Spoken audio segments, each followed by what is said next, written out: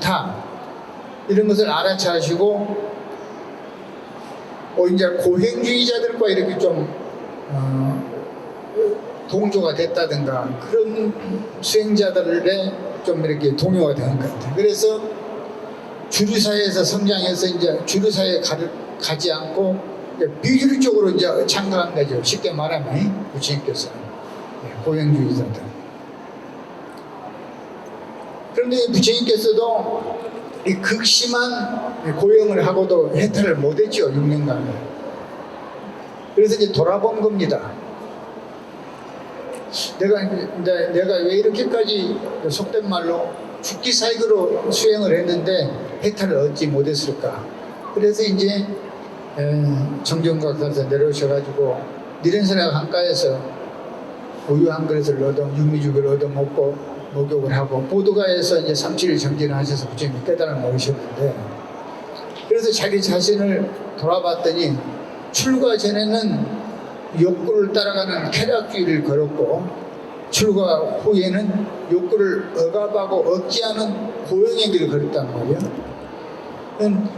쾌락만 욕구의 노예가 아니라 고행도 욕구의 노예라. 왜 그러냐면 욕구에 대한 반작용이기 때문에 둘 다 욕구에 대한 대응이잖아요. 그래서 욕구에 대한 대응을 하지 않는다. 이것이 욕구로부터 자유로워지는 것이에요. 욕구로부터 자유로워지기 위해서는 늘 따라가거나 억제하거나 이거 두 가지 방법밖에 없어. 그래서 부처님이 거기에 요새 말로 제 새로운 길 개척했다 말이에요. 고속도로도 뭐 노타가 잘못되면 뭐 다른 길로 논다 하잖아. 양평에 이쪽으로 가다 이쪽으로 논다 하듯이 부처님도 새로운 길을 놓았어. 그걸 발견했단 말이에요. 그것이 뭐냐면 알아차림이라는 거예요. 알아차림. 이제 수행을 조금 설명하면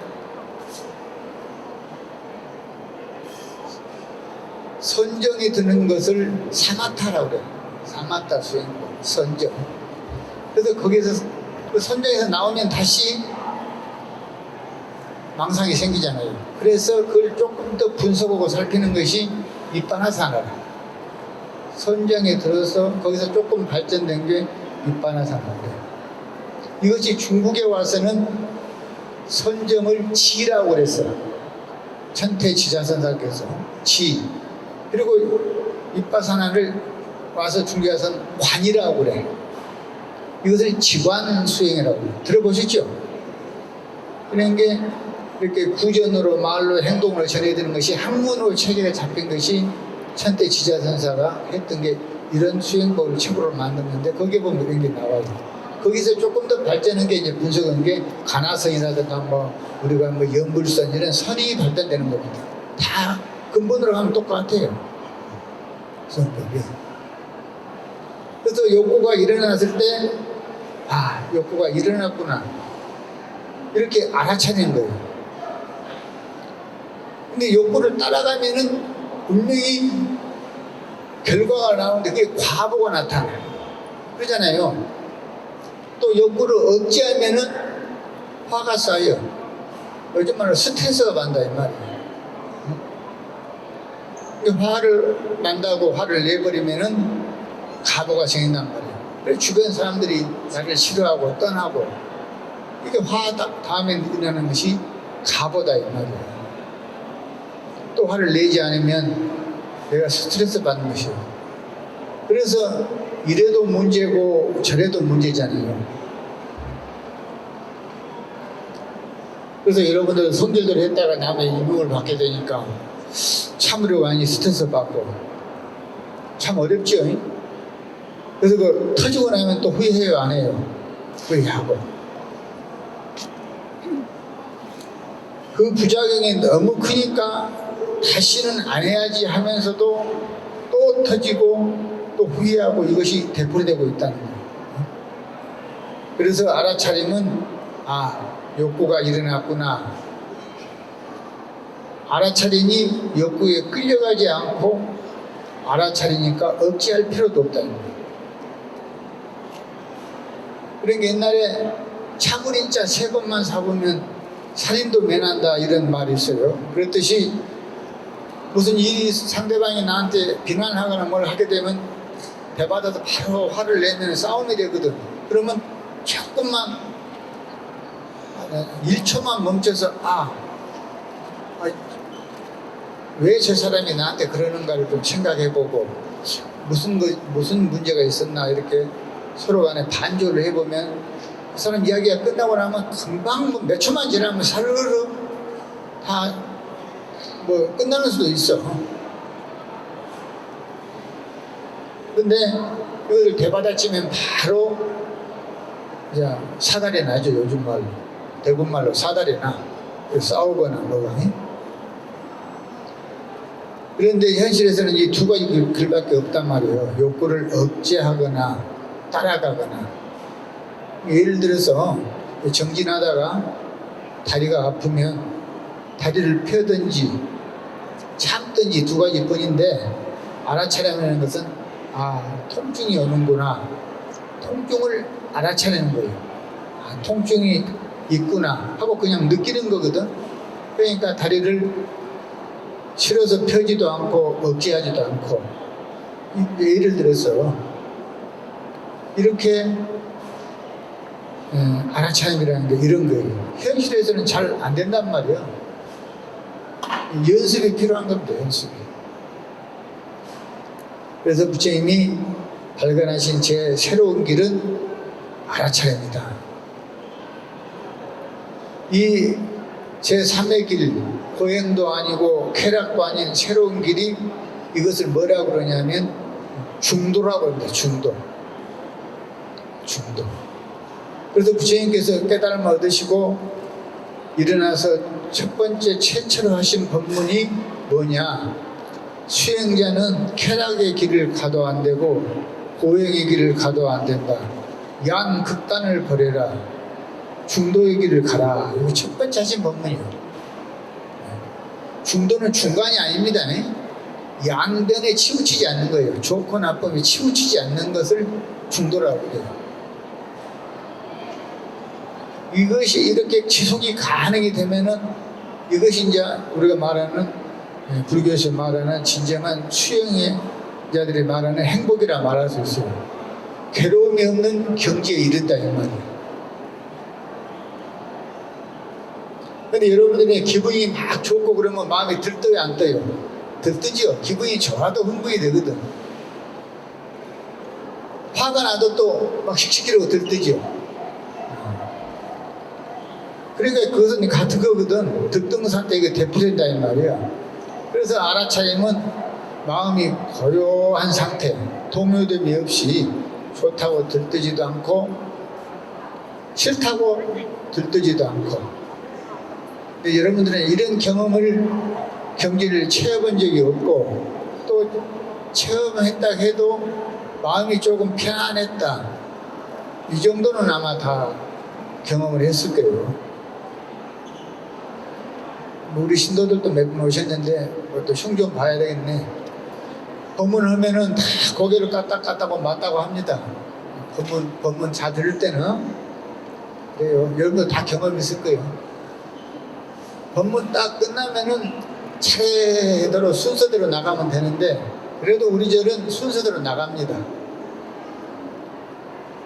서로 나가려고 난리나.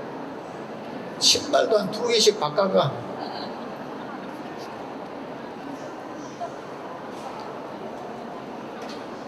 조계사에 법문을 한 2차례 제가 한 적이 있는데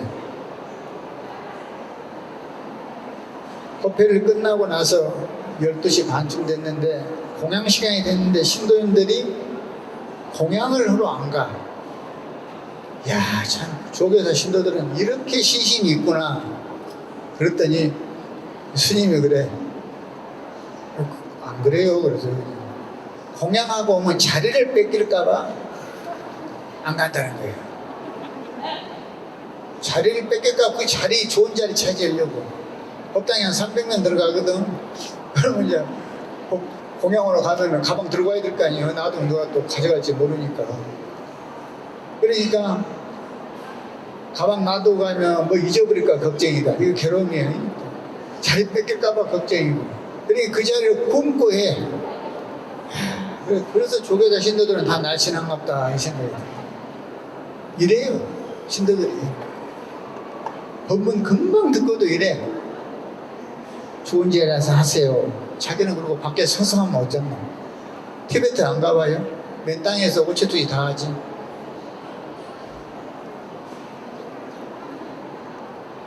인도에서 한 몇 년을 살아왔는데 보드가의 부처님 성도지에서 저녁 10시부터 새벽 4시까지 하루에 3,000배씩 일주일간을 제가 기도를 했어요.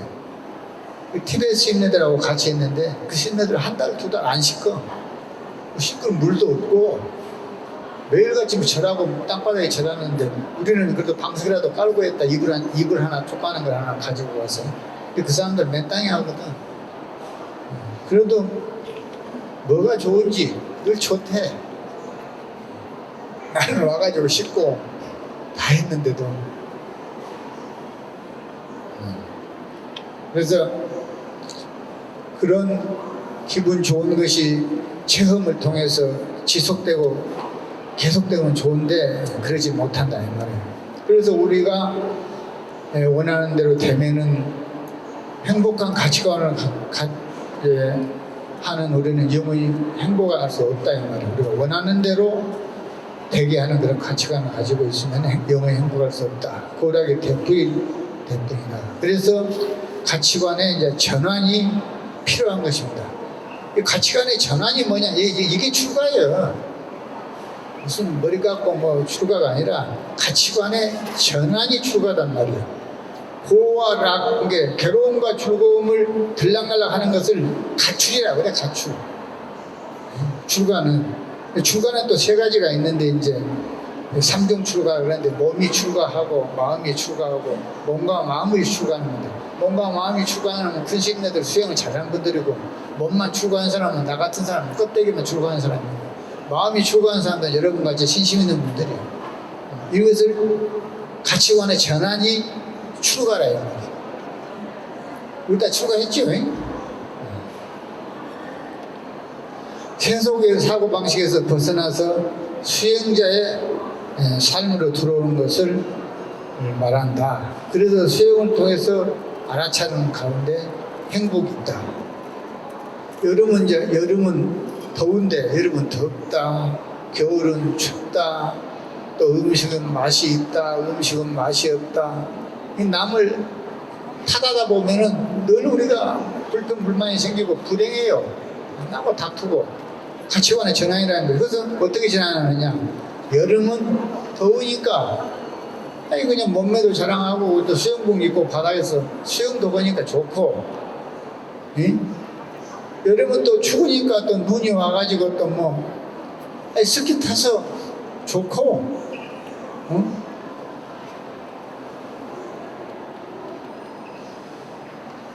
내 욕구를 중심으로 하지 않고 주어진 조건에 이제 긍정적으로 순응하면서 이렇게 관점을 바꾸는 것이 알아차린다. 아시겠어요? 그렇게 되면 여러분들은 훨씬 더 나로부터 자유로워지고 행복해지는 거예요.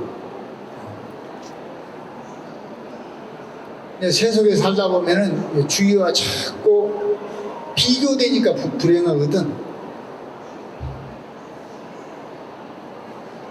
내 아는 치과 의사 한 분이 계시는데 엄청 대구에서 유명한 분이요. 근데 그분이 평생 차가 없이 살아. 차도 없이 살고 돈을 벌면은 자기 형님이 원래 베트남전에 참전을 하셨다고 그래요. 그래서 연세대학교 다닐 때 형님이 베트남에 가서 양민을 학살하는 그런 이야기를 많이 들었대요. 그래서 그게 가슴에 꼭 맺혀 있어서 돈을 벌면은 베트남에 가서 가난한 사람들한테 이빨 치료를 해주고 하는 일을 많이 했어요. 근데 이분이 하루는 그래. 스님, 애기 엄마가 동창 모임에 갔다 와서 불평불만을 엄청 많이 해요. 그래. 뭐라 갑니까? 하는 게. 우리는 차도 하나도 없고, 동창 모임에 갔더니 친구들은 뭐 민크 코트를 입고 오고 무슨 뭐 유명한 뭐 샤넬 뭐 가방에다 뭐 누비똥 뭐 백을 들고 왔는데 지는 뭐 이상한 거 들고 와서 부끄러워서 그래 혼났다고. 나도 막 그런 거 좀 하면 안 되나 이러다고 그래. 그래서 내가 그랬지. 송원장 엄청 잘못했네요. 요즘은 좀 그런 걸 해줘야 되는 것 같더라고. 그랬더니 그래요? 뭐 차라리 근데 사줘야 되나 뭐 이제 이렇게 했어. 그래서 이제 그러고 나서 이제 한 얼마 있다 그래 나한테 와서 선생님 안 사줘도 되겠어요. 그래. 왜? 이제 싫다가 네요. 그래서 왜 그랬더니 지산동 노건맨션 살았거든. 우리 절 근처에. 노건맨션에서 능인학교 들어간 입구에 옛날에 포장마차 조그만해서 떡볶이 장사, 떡볶이 이런 거 파는, 오뎅하고 파는 그 가게가 좀 안에 노점이 하나 있었어. 거기 가서 우리 집사람이 뭐 떡볶이 파는 사람하고 이야기를 며칠 하고 오더니 안 사줘도 된다겠다 그래. 왜 그랬대 그러고. 거기는 남편이 술만 먹고 돈을 못 벌어서 부인이 그래 떡볶이 오뎅 장사를 하는데 그렇게 부인이 돈 벌어서 식구들을 먹여 살려도 어제 저녁에는 얻어 터져가지고 눈탱이가 한 통이 샥함해가지고 밤탱이가 돼가지고 왔다고. 그래서 우리 신랑은 그래도 돈은 잘 벌고 두드려 패지는 않으니까 당신 나는 그걸로 만족할래요 그러면서 안 사줘도 된다고 그러더래. 그래서 내가 그래도 이제 아들내미 지금 이제 대학도 가고 하면 고등학교 3학년 되면 애들 또 실어 날리고 이렇게 해야 되니까 차도 한 대 사주고 또 기분 좋게 가서 좋은 가방이라도 하나 사줬어요. 그랬더니 사줬다고 그래. 그대로는 뭐 어쨌는가 모르겠는데 그렇습니다. 사람이라는 것이 세간 일이라는 것은 그렇게 격리가 필요해요. 피규어가 되니까 불행하거든. 그래서 이제 출가를 하면 조금 조건이 좋아져요. 스님네들이 수행할 수 있는 조건이 밖에하고 격리가 되니까. 그래서 우리 제가자들은 템플스테이라든가 수련들을 통해서 가서 조금 맛을 보고 좋으면은 좋아. 근데 내 아는 변호사 한 분이 절에도 관심이 없더만 나를 만나더니 절에 왔다 갔다 하고 또 우리 절에 와서 98년도인가 한 3개월 뭐 아침마다 기도를 하고 그러더니 어느 날은 머리를 빡빡 깎았어. 변호사가. 스님 변호사 1년간 휴업을 했습니다. 뭐 들라고 했더니 월정사 가가지고 단기 출가했대. 그래서 6개월 하고 와서는 내 인생에 최고 행복했다고 또 갈란다고 그래요. 이제 그만 가도 되니까 그 정도면 사람이 됐다고. 그래서 제가 그런 적이 있는데 너무 좋더래요. 그래서 그런 것을 그래서 정년퇴직 같은 걸 한번 하고 머리를 안 깎아도 월정사 같은 데 단기 출가 같은 데 해가지고 산속에서 그런 수행을 한번 해서 나를 한번 되돌아보고 살날이 얼마 정년퇴직 때에서 얼마 남은 것이 아니라 좀 90살, 100살까지 살아야 되거든. 그러니까 4, 50년 남았잖아. 그러니까 많이 남아서 앞으로도 내가 노동을 해서 식구들 벌어먹었던 시간보다 더 남았단 말이야. 그러니까 새로운 인생도 살아야 되니까 그런 가치관을 위해서 그런 단기 출가라든가 이런 게 한번 가보는 것도 괜찮아요. 거기서 또 행복을 또 찾을 수 있거든. 이런 무슨 행복 찾고 수행 찾고 이런 또 뭐 집안 식구 다 버려두고 또 단기 출가하라니까 또 너무 심각해졌는가? 나에게 이제 주어진 권리나 행복을 반드시 찾아야 돼요. 그래서 남한테 찾는 게 아니라 내가 스스로 나를 반조해서 찾는 것이지, 그래서 남한테 찾는 게 아니란 말이야. 남편 핑계, 부인 핑계, 자식 핑계, 주변 핑계 내지 말고 스스로 나를 반조해서 나를 찾아야 된다. 그게 이제 행복이 있거든. 부처님 말씀 중에 사람은 스스로 지어서 가보를 받는다. 착한 일하면 착한 가보를 받고 악한 일하면 악한 가보를 받는다. 비유하면 종자를 심는 것과 같으니 종자에 따라 그 가보를 얻듯이 괴로움의 종자를 심으면 저절로 괴로움의 종자를 얻으리라. 부처님 말씀에 이런 말씀이 있거든. 선종의 초조 달마대작께서 오송론에도 똑같은 말, 비슷한 말인데, 선을 생각하면 선업이요 악을 생각하면 악업이니 한 생각에 천상이 생기고 지옥이 있게 된다. 한 생각도 일으키지 않으면 선업이나 악업도 모두 떨어져서 천상과 지옥이라는 분별도 자연히 없어진다. 천상이나 지옥의 본체는 있는 것도 아니고 없는 것도 아니다. 집착하는 범부에게는 천상과 지옥이 있고 집착하지 않는 성인에게는 그 모두가 없다. 내가 아까 이야기한 내용 여기 다 있죠. 불평이 많은 사람은 어디 가도 괴롭습니다. 여기 가도 괴롭고 저기 가도 괴롭고 혼자 살아도 괴롭고 결혼해도 괴롭고 늙어도 괴롭고 젊어도 괴롭고. 그런데 긍정적인 사람은 혼자 살면 귀찮은 것이 없어져 좋고 얼마나 좋은지 몰라 나는. 누비똥 살 일도 없고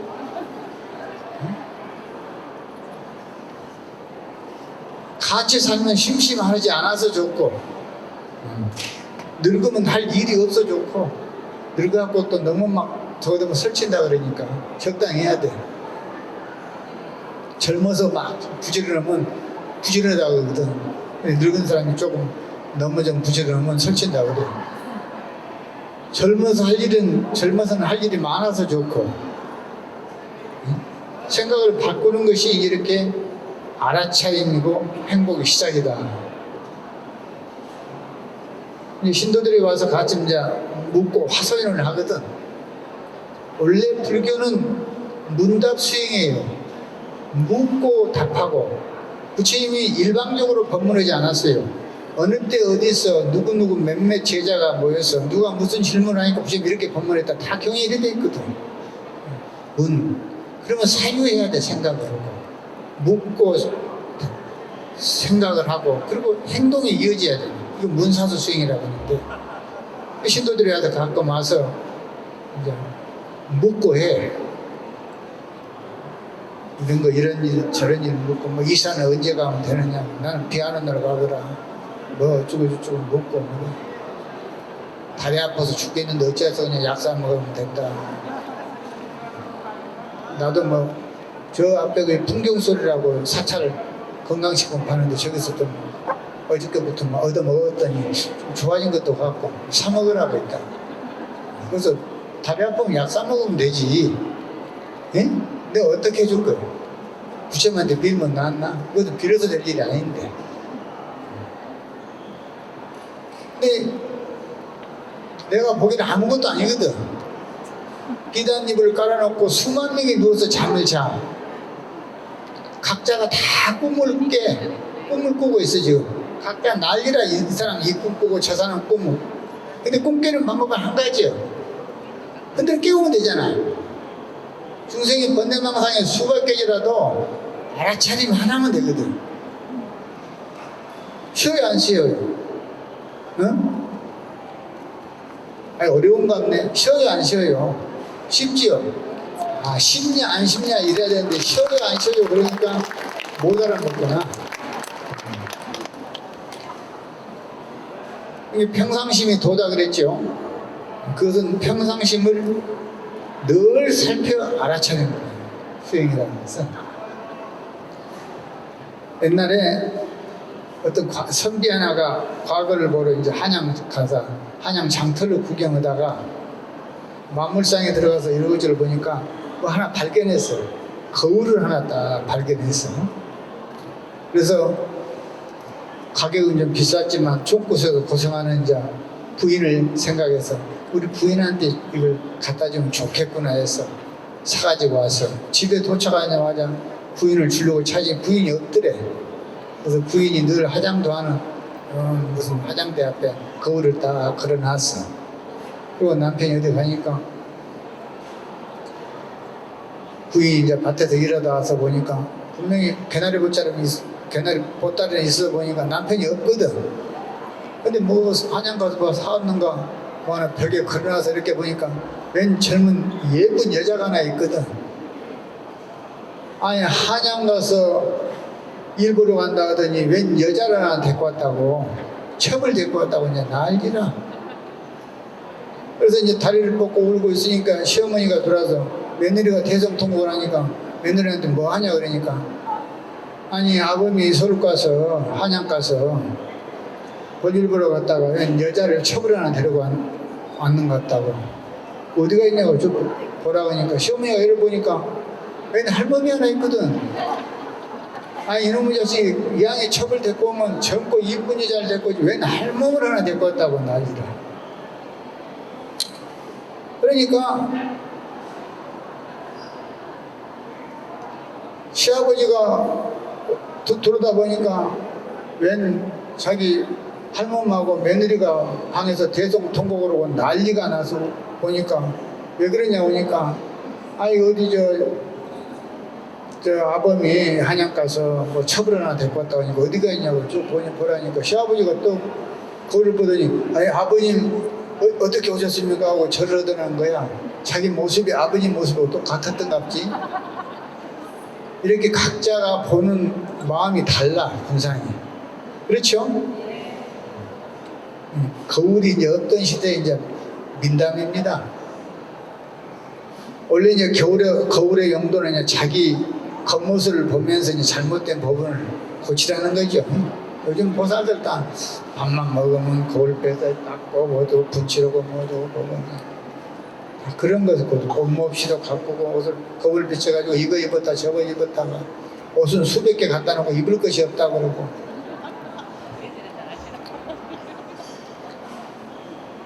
거울은 겉모습만 보는 게 아니라 내면을 비춰본다는 의미도 있습니다.